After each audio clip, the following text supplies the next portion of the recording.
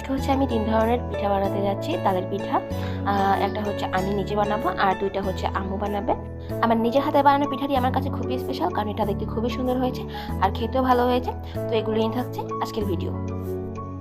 আমি যে পিঠাটি বানাচ্ছি সেটির জন্য আমি কিছু পরিমাণের গোলানো চাল করে নিচ্ছিলাম অল্প পরিমাণে চিনি দিয়ে, কারণ তালটা হচ্ছে খুবই মিষ্টি ছিল, চিনির পরিমাণটা বেশি দরকার হয়নি। দেন হচ্ছে এর মধ্যে হচ্ছে চালের গুঁড়ি দিয়ে এটাকে ভালোভাবে মিক্সড করে একটু চালের গুঁড়িটাকে সেদ্ধ করে নিব। বাই দ্য ওয়ে, এখন হয়তো বলতে পারো যে এই অসময়ে তাল কোথায় পেলাম।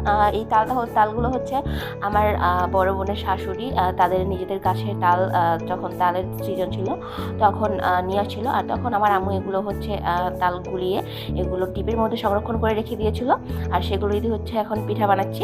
এই গোলানো তালগুলো এখনও যা আছে তা দিয়ে আরও 2বার পিঠা বানানো যাবে। বাই দ্য ওয়ে, আমি এখানে গোলানো তালের মধ্যে চালটাকে ভালোভাবে সিদ্ধ করে নিয়েছি। দেন হচ্ছে এটাকে ভালোভাবে একদম স্মুথভাবে মসৃণ করে দেন হচ্ছে মথে নিয়েছি। আর এই নারকেল কোরানোটাকে আমি বেশি কিছু করিনি, জাস্ট চিনি আর লবণ দিয়ে জাস্ট একটু হালকাভাবে আসিয়ে নিয়েছি। ব্রাউন কালারটা নিয়ে আসিনি, এভাবে হোয়াইট কালারটাই রেখেছি। এতে আমি ইচ্ছা করে রেখেছি কালারটা সুন্দর করার জন্য।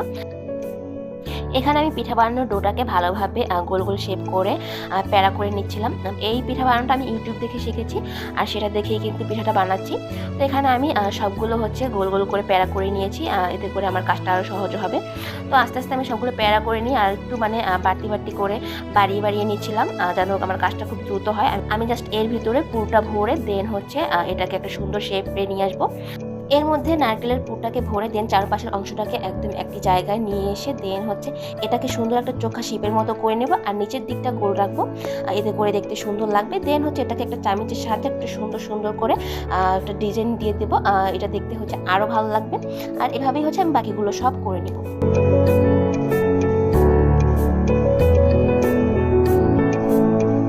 আমার নিজে বানানো এই পিঠার ডিজাইনটা আমার কাছে এত ভালো লাগছে, মানে মনে হচ্ছিল যেন আমি পিঠাটা মানে না খাইয়া এরকম রাইখা দিই, এরকমই সুন্দর করে সাজাই রাখি আর কি। মানে এটা আমার কাছে দেখতে এতটাই ভালো লাগছিল। আপনাদের কাছে কীরকম লাগতেছে আমি জানি না, বাট আমার কাছে এটা দেখতে আসলে অনেক সুন্দর লাগতেছিল।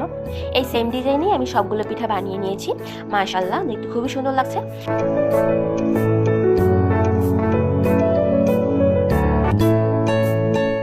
হোয়াটএভার, এখন হচ্ছে ভাপা পিঠা যেভাবে আমরা ভাপে দিয়ে দেন হচ্ছে বানাই, এই পিঠাটাকে আমি সেমভাবে ভাপে দিয়ে দেন হচ্ছে বানাবো।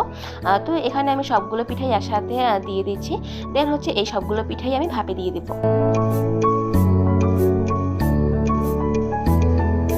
পিঠাটা আমাকে ইউটিউবের ভিডিওতে কতটুকু সময় রাখতে বলছিল আমার ঠিক খেয়াল নেই, বাট আমি হচ্ছে পিঠাটা প্রায় 20 থেকে 25 মিনিটের মতো এভাবে ভাপে দিয়ে দেন হচ্ছে সেদ্ধ করে নিয়েছি। 20 থেকে 25 মিনিট পিঠাগুলো ভাপিয়ে নেওয়ার পরে আমি হচ্ছে এগুলো একটি মাটির থালার উপরে তুলে নিয়েছি। আর মাটির থালার উপরে আমি এই কারণেই তুলবো, এটা হচ্ছে দেখতে আরও সুন্দর লাগবে। যার সাথে আমি মাটির থালার উপরেই এই পিঠাগুলো সার্ভ করেছি।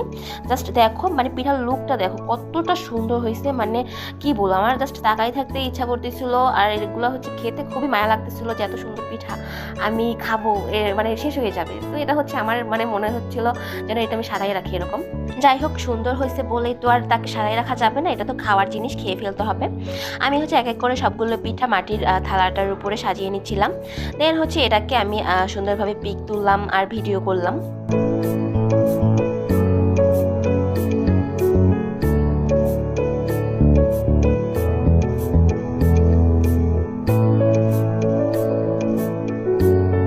জাস্ট দেখো কালারটা white and yellow. By the way, লোভ দিও না, এটা আসলেই খেতে অনেক মজা হয়েছিল। এবার আম্মুর বানানোর পিঠায় আসি।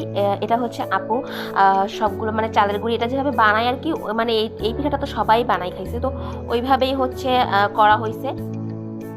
আর এটা হচ্ছে আম্মু তালের পিঠার বড়া বানাইতেছিল, তো ওইগুলোই হচ্ছে আমি পাশে বসে ভিডিও করতেছিলাম। আর এই পিঠা দুইটা হচ্ছে আম্মু মাটির চুলায় তৈরি করছে, তো ওইখানে বসেই আমি খাচ্ছিলাম আর ভিডিও করছিলাম, আর আম্মু হচ্ছে ওখানে ভাজতেছিল। আর এই দুইটা পিঠাও খেতে অনেক অসাধারণ হয়েছিল, বাট সব থেকে মানে আমার পিঠাটাই খেতে মজা হয়েছিল, কারণ এটা হচ্ছে নতুন ছিল। আর এই দুইটা তো হচ্ছে পুরনো, সেই আগেরকার যুগ থেকে চলে আসতেছে। দ্যাটস ওয়াই এটার সাথে একটু অন্যরকম লাগতেছিল, মানে এই দুইটার থেকে ওইটাই বেশি ভালো লাগতেছিল। আর হ্যাঁ, আমার পিঠার প্রশংসা কিন্তু শুধু আমিই করতেছি না, আমার বাসার সবাই হচ্ছে পিঠাটার প্রশংসা করছে। এটা হচ্ছে দেখতেও সুন্দর, মানে এই পিঠাটা না মানে মেহমানদেরকে সুন্দরভাবে সার্ভ করা যায় এরকম একটা পিঠা। By the way, thank you for watching my video. আসসালামু আলাইকুম।